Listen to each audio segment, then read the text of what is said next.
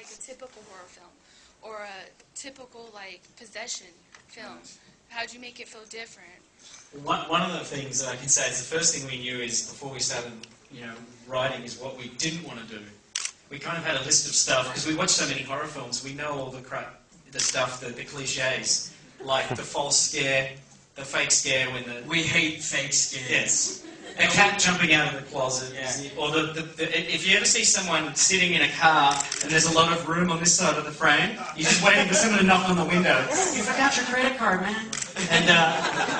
And the orchestra goes, and it's like, it's just a waste of energy for the audience. It's like, if you're going to have the violins go, and scare the audience, have it be the bad guy tapping on the window. I hate the person backing down the hallway and bumping into their best friend. Oh, dude, you scared me. It's like, don't do that.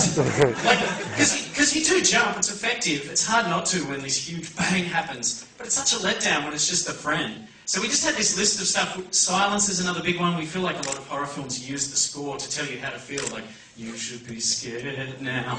It's like, no, just use silence because it's so much more terrifying. So that was one of the things. Okay, we've got time for 2 more questions. Oh, now all the hands go up. We've got one over here, getting a lot of help from his friends. Come back to the room. First of all, since we're on the subject about the false scaring, thank you for not doing that when the character came out of the closet. So that was like, when it came out and then turned out to be something else, it was very well done. But my question is, one of the characters that caught my eye was the lipstick cover character. I know when you're writing a character like that, you kind of get a vision of what they're going to look like. But did it come like as a personal experience of something that you've seen, or it was more James. Like, yeah, I sort of had just Demon Guy. I didn't really describe him. Demon Guy stands behind Patrick. and then James was like, as he always does, like he'll just call me and be like, I think this guy puts lipstick on his face. I'm just picturing him at home applying lipstick on his face with me on speakerphone. That's when I wrote the jaw trap scene in Saw. I rang him up and I was so excited about it. I had to spill it. It's like, I've got this scene. It's awesome. Usually I never want to share anything with James when I'm writing until I'm done. But I was halfway through the script and I was so proud of this scene. I called him and I was like, she wakes up and she's got this jaw trap on and there's a timer on it, and if she doesn't get the key out of this guy's stomach, she can't unlock it and take it off. It's going to be amazing. And James was just silent, and then he was like, it's a great scene. If we put a creepy doll in there, it's going to be perfect. And I was like, how's a creepy doll going to come into it? He was like, it'll just ride in on a tricycle.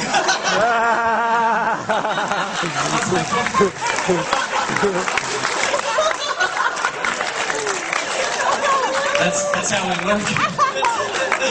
Exactly. That is how we work. I mean, that damn doll is now the face of the franchise. So say what you will. I think with the ghosts and the demons and the ghouls, because so much of this film is really my love for wanting to make an old-fashioned haunted house scary movie, an old-fashioned ghost movie, right? So everything about it, even the ghosts themselves, are dressed in period pieces. I didn't really want a ghost that was standing in the corner wearing a Nike sweatshirt, I just don't think that would be that scary. And so everything about it, even down to the demon itself, it has hoof feet, forked tongue and a tail. It's very classical, It's a very, I think it's, without going too religious, it's a very biblical image that has been around for a while, but I love taking it and just kind of like messing with it, So the concept that, he puts lipstick on his face. And Carnival of Souls, stuff like that. Yeah, exactly. Carnival of Souls is one of the big influences on the ghosts on this film. It's a small little movie that not many people have seen, but it's a really creepy little low-budget film. When was that made? That was, I think, the early 60s, I think, if not late 50s. It was a black and white film. But no, definitely, I mean, one thing I do want to touch on that I didn't get the chance to touch on yet is the music design and the score for this film. Joe Bishara did an amazing job. Yeah.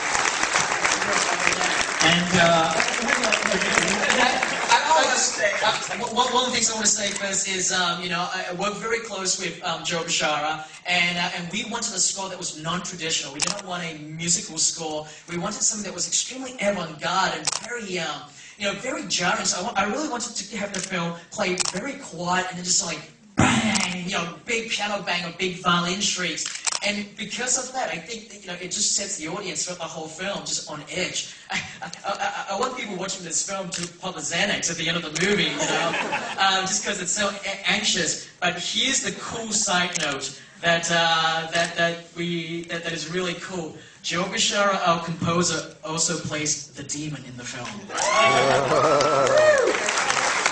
If you think about it, it is kind of bizarre to have the composer play the bad guy. It'd be like if John Williams played Darth Vader. It's like, tonight Darth Vader will be played by John Williams. But watching him walk out of makeup with the hooves on, and like he was like, and Joe would go, "Hi, Lynn." I go, "What's going on?" And there's Joe with hooves and with the fake eyeballs, and it was fantastic.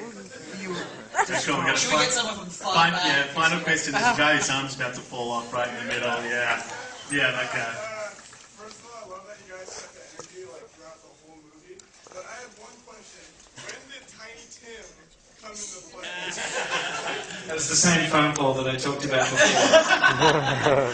Yeah, I like to call Lee up with the most bizarre things. I do remember calling Lee up and go, "Hey Lee, I love this Tiny Tim music. It's really creepy.